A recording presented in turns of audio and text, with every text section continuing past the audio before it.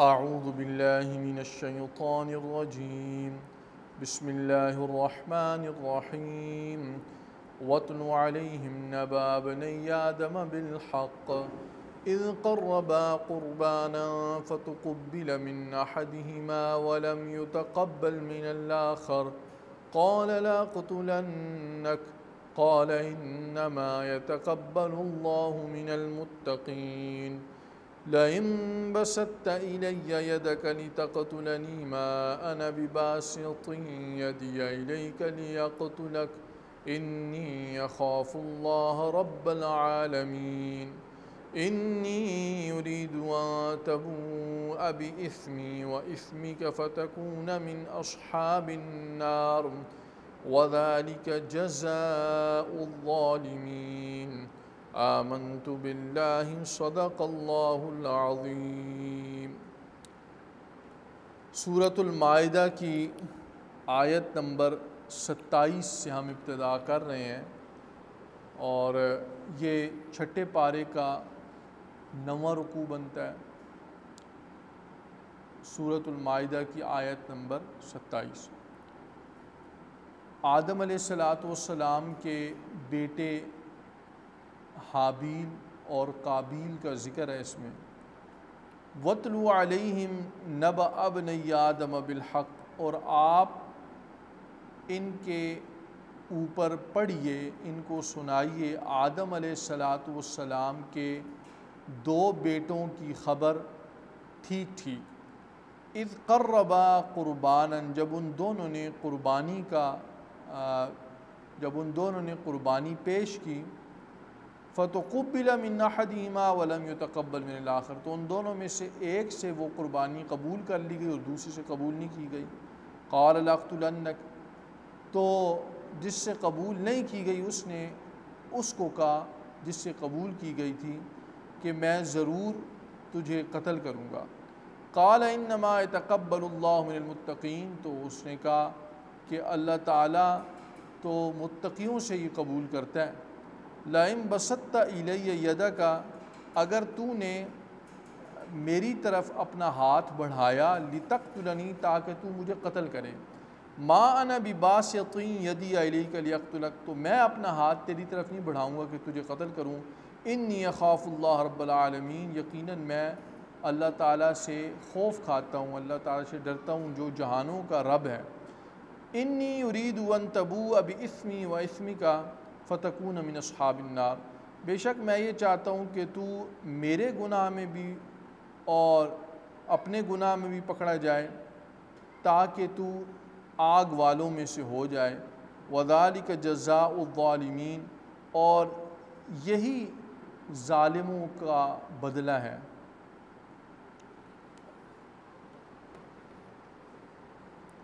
آدم علیہ السلام کے دو بیٹوں کا واقعہ ہے، اور حقیقت میں یہ وہ واقعہ ہے کہ جس کے نتیجے میں دنیا میں پہلا قتل ہوا تھا اور اس کے بعد سے قتل کی ابتدا ہوئی۔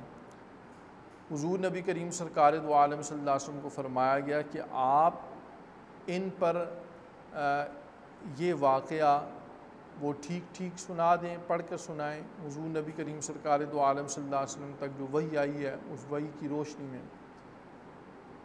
واقعہ یہ ہے کہ آدم علیہ السلام اور حضرت اماں حوا جب یہ دنیا میں تشریف لے آئے زمین پر اور ان کی اولاد کا سلسلہ شروع ہوا، تو ہوتا یہ تھا کہ ہر حمل سے جڑواں بہن بھائی پیدا ہوتے تھے۔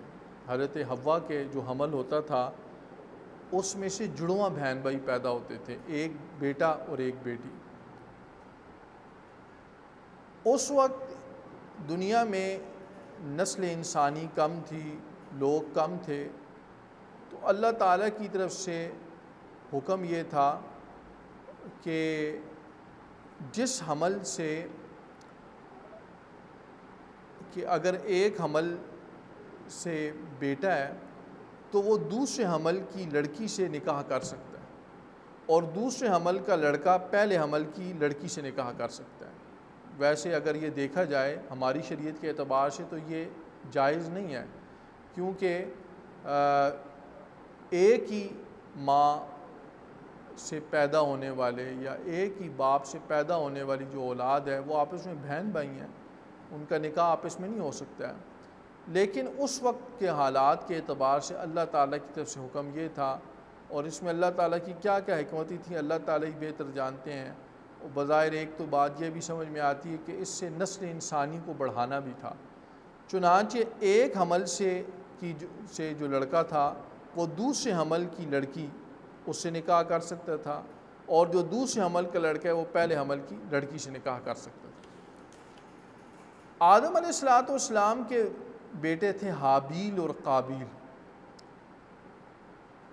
حابیل متقی تھے، جبکہ قابیل کی طبیعت میں تقوی نہیں تھا، گناہ کی طرف طبیعت مائل تھی۔ ہوا یہ کہ قابیل جس حمل سے پیدا ہوا تھا، یعنی حضرت حوا کا وہ حمل جس سے قابیل کی پیدائش ہوئی تھی، اور اس کے ساتھ جو لڑکی تھی تو وہ خوبصورت تھی، حسن و جمال زیادہ تھا، تو قابیل یہ چاہتا تھا کہ میرا اس سے نکاح ہو جائے، جبکہ قاعدے کے اعتبار سے اس کی شادی ہونی تھی حابیل سے۔ چنانچہ اب قابیل کو حابیل سے حسد ہو گیا، تو اس نے کیا کیا کہ دونوں نے یوں کیا کہ آپس میں اختلاف ہوا، تو اختلاف کا فیصلہ کرنے کے لیے یہ کیا کہ ہم دونوں جو ایک ایک قربانی پیش کرتے ہیں اللہ تعالیٰ کے سامنے، جس کی قربانی قبول ہو گئی تو فیصلہ اسی کے حق میں ہوگا۔ حابیل نے ایک جانور پیش کیا اور قابیل نے کچھ زرعی پیداوار تھی وہ کچھ پیش کی۔ اس زمانے میں قربانی کے قبول ہونے کی علامت یہ تھی کہ ایک آسمانی بجلی آتی تھی، وہ آسمانی بجلی جس کو جلا لیتی تھی اس کا مطلب تھا اس کی قربانی قبول ہوگی، اور جس کو جلائے نہیں اس کا مطلب تھا اس کی قربانی قبول نہیں ہوئی ہے۔ ہمارے ہاں تو یہ ہے کہ الحمدللہ ہم ذبح کرتے ہیں جانور کو، اس کے بعد پھر کھاتے بھی ہیں، خود بھی کھاتے ہیں، دوسروں کو بھی کھلاتے ہیں، لیکن اس زمانے میں ایسا نہیں تھا۔ چنانچہ آسمانی بجلی آئی اور آ کر حابیل کا جو جانور تھا اس کو جلا گئی، اور قابیل کی جو قربانی تھی، جو زرعی پیداوار تھی، ویسی کی ویسی پڑی رہ گئی۔ اب فیصلہ ظاہر ہو گیا، ایک تو ویسے بھی وہ اس کی بہن بنتی تھی جس سے وہ نکاح کرنا چاہتا تھا، اس سے نکاح اس کا ہو بھی نہیں سکتا تھا، اور اب اللہ تعالیٰ کی طرف سے بھی یہ فیصلہ آ گیا، وہ حابیل ہی کے حق میں فیصلہ ہوا۔ اب قابیل کو مزید حسد ہوا اور اس نے یہ کہا کہ میں تجھے قتل کروں گا حابیل کو۔ تو حابیل کو اب یہ اختیار تو تھا کہ کوئی قتل کر رہا ہے تو وہ بھی جواب میں اس کو قتل کر دے۔ اب ظاہر ہے ایک آدمی اس کو کوئی قتل کر رہا ہے تو اس کو یہ حق تو ہے کہ وہ جوابی کارروائی کرتے اس دوسرے کو مار دے، لیکن حابیل نے احتیاط کا راستہ اختیار کیا۔ چنانچہ انہوں نے کہا کہ اگر تو میری طرف اس ارادے سے ہاتھ بڑھاتا بھی ہے تو میں تجھے قتل نہیں کروں گا، میں اپنے معاملے کو اللہ تعالیٰ کے سپرد چھوڑ دوں گا تاکہ تو میرے اور اپنے گناہ دونوں کے اندر پکڑا جائے۔ اب قابیل کا تو گناہ تھا، حابیل کا کون سا گناہ تھا؟ تو اس کی تفسیر یہ ہے کہ آدمی جب کسی ایک تو قتل جو کرتا ہے وہ ویسے ہی گناہ گار ہے، اپنے قتل میں پکڑا جائے گا، اور اس کے علاوہ بھی جب آدمی کسی دوسرے کا حق مارتا ہے تو نتیجے میں اس حق مارنے والے کو اس کی نیکیاں ملتی ہیں، اور اگر نیکیاں ختم ہو جائیں تو پھر اس کے گناہ، یعنی جس کا حق مارا گیا اس کے گناہ حق مارنے والے کے ذمہ ڈال دیے جاتے ہیں۔ تو لہٰذا کیا ہوا کہ حابیل نے کہا کہ میں تو اپنا بدلہ ایسے نہیں لیتا ہوں، بلکہ یہ ہوگا کہ میرے گناہ، تیرا اپنا گناہ تو آئی اور میرے گناہ بھی تیرے اوپر آ جائیں گے اور پھر تجھے جہنم ہو جائے گی۔ تو یہ ہوا، بہرحال قابیل نے حابیل کو قتل کر دیا، اس کا آگے ذکر آ رہا ہے۔ فطوعت لہ نفسہ، تو اس کو ابھارا، آمادہ کر لیا اس کے نفس نے، یعنی قابیل کے نفس نے، قتل اخی، اپنے بھائی کو قتل کرنے پر۔ فقتلہ، تو اس نے اس کو قتل کر دیا۔ فاصبح من الخاسرین، تو وہ نامرادوں میں سے، نقصان اٹھانے والوں میں سے ہو گیا۔ تو اب اس نے قتل تو کر دیا اپنے بھائی کو، لیکن اب قتل کرنے کے بعد اس کو پشیمانی بھی ہوئی، اور پھر بھائی تھا، اس نے کہا اس کو دفن کروں، تو دفن کیسے کروں؟ چونکہ اس زمانے میں یہ دفن کرنے کا طریقہ بھی اس طرح کا نہیں تھا۔ تو اللہ رب العزت نے پھر ایک کوے کو بھیجا جس کا آگے ذکر آ رہا ہے، اس نے آ کے طریقہ بتایا۔ فبعث اللہ غرابا یبحث فی الارض، تو اللہ تعالیٰ نے بھیجا ایک کوے کو، وہ زمین میں کھودتا تھا، لیریہ کیف یواری سوءۃ اخیہ، تاکہ اس کو دکھا دے کہ کیسے وہ اپنے بھائی کی لاش کو چھپائے۔ قال یا ویلتا، کہنے لگا ہائے افسوس، اعجزت ان اکون مثل ھذا الغراب، کہ میں اس کوے کی طرح کا ہونے سے بھی عاجز ہو گیا، فاواری سوءۃ اخی، کہ میں اپنے بھائی کی لاش کو چھپا لیتا، فاصبح من النادمین، تو وہ ندامت اٹھانے والوں میں سے ہو گیا۔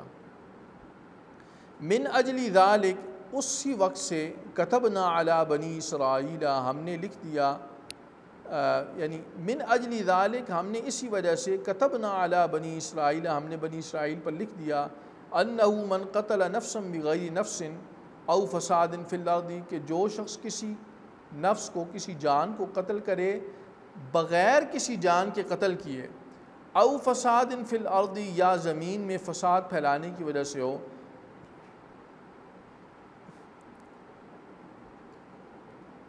ایک آدمی کسی دوسرے کو قتل کرے بغیر کسی قتل میں، یعنی قصاص کے طور پہ قتل نہ کرے، بغیر کسی وجہ کے کرے، او فساد فی الارض، اور نہ ہی کسی زمین میں کسی فساد پھیلانے کی وجہ سے ہو، فکأنما قتل الناس جميعا، تو یہ ایسا ہوگا جیسا کہ اس نے ساری انسانیت کو قتل کیا۔ ومن احیاها فکأنما احیا الناس جميعا، اور جو شخص کسی ایک شخص کی جان بچائے تو یہ ایسا کہ اس نے گویا ساری انسانیت کو زندہ کیا، اس کی جان بچائی۔ وَلَقَدْ جَاءَتْهُمْ رُسُلُنَا بِالْبَيِّنَاتِ، اور یقیناً ہمارے رسول ان کے پاس واضح دلیلیں اور واضح ہدایات لے کر آئے۔ ثُمَّ إِنَّ كَثِيرًا مِّنْهُمْ بَعْدَ ذَلِكَ فِي الْأَرْضِ لَمُسْرِفُونَ، پھر ان میں سے بہت سے لوگ اس کے بعد زمین میں زیادتیاں ہی کرتے رہے ہیں۔ تو یہ پہلا قتل تھا جو قابیل نے اپنے بھائی حابیل کو کیا تھا، اور اس کے بعد پھر اللہ تعالیٰ نے مزید اس کی پشیمانی اور ندامت بڑھانے کے لیے کوے کو بھیجا۔ اس نے اس کو طریقہ بھی بتایا، دفن کیسے کرنا ہے۔ کوے نے زمین کھودی، اور پھر اس کو معلوم ہوا کہ ایسے میں بھی زمین کھود کے اپنے بھائی کو دفن کر دوں۔ اللہ رب العزت فرماتے ہیں کہ اسی وجہ سے ہم نے بنی اسرائیل کو بھی یہ بات بتلا دی، اور ان کے لیے یہ بات لکھ دی کہ جو شخص ایک کسی جان کو قتل کرتا ہے، اور قتل بھی ناحق کرتا ہے، یعنی دیکھیں فرمایا کہ من قتل نفسا بغیر نفس او فساد فی الارض، کہ وہ قتل کرے کسی نفس کو بغیر کسی نفس کے بدلے میں، یعنی ایک تو یہ کہ ایک آدمی نے کسی کو قتل کیا ہو تو بدلے میں اس کو قتل کیا جائے، اس کی تو اجازت ہے۔ ایک آدمی نے کسی کو قتل کیا، ناحق قتل کیا، تو اب قاتل کو عدالت کے ذریعے قتل کیا جا سکتا ہے، یا اس نے کسی آدمی کو قتل کیا بغیر فساد مچائے، یعنی وہ ایسا شخص نہیں تھا کہ اس نے زمین میں کوئی فساد مچایا ہو، جیسا کہ آگے آ رہا ہے ڈاکوؤں کی سزا کے بارے میں بھی، تو فساد بھی زمین میں نہیں مچایا تھا، پھر بھی اس کو قتل کر دیا۔ تو اب ایسے آدمی کو، یعنی جو قتل ناحق کرتا ہے، وہ ایسا ہے کہ اس نے ساری انسانیت کو قتل کیا، سارے انسانوں کو قتل کیا۔ کیوں؟ اس لیے کہ جو آدمی آج اس کو قتل کر رہا ہے تو کل وہ اس کو قتل کرے گا، پرسوں اس کو قتل کرے گا، اس کی تو جرت بڑھ گئی۔ ایک بات یہ، دوسری بات یہ کہ ایک آدمی جب اس کو قتل کرے گا تو دوسرے کو بھی ہمت ہو جائے گی کہ بھائی وہ قتل کر، ہم بھی قتل کر سکتے ہیں، جیسا کہ آج کل ہمارے معاشرے میں ہے، تیسرے کو بھی ہمت ہو جائے گی۔ ایسے تو گویا کہ یہ ایک کا قتل ساری انسانیت کا قتل ہو گیا، اور اگر ایک کو وہ بچا لیتا ہے، ایک کو تو وہ گویا کہ اس نے ایک کو کیا بچایا، ساری انسانیت کو بچا لیا۔ اب باقی اس ایک کے بچنے کی وجہ سے، اس ایک کے جان کی حفاظت کی وجہ سے باقی انسانیت کی بھی جان کی حفاظت ہوگی، باقی لوگوں کے دلوں میں بھی انسانی جان کی عزت اور حرمت اور تحفظ کا خیال پیدا ہو جائے گا۔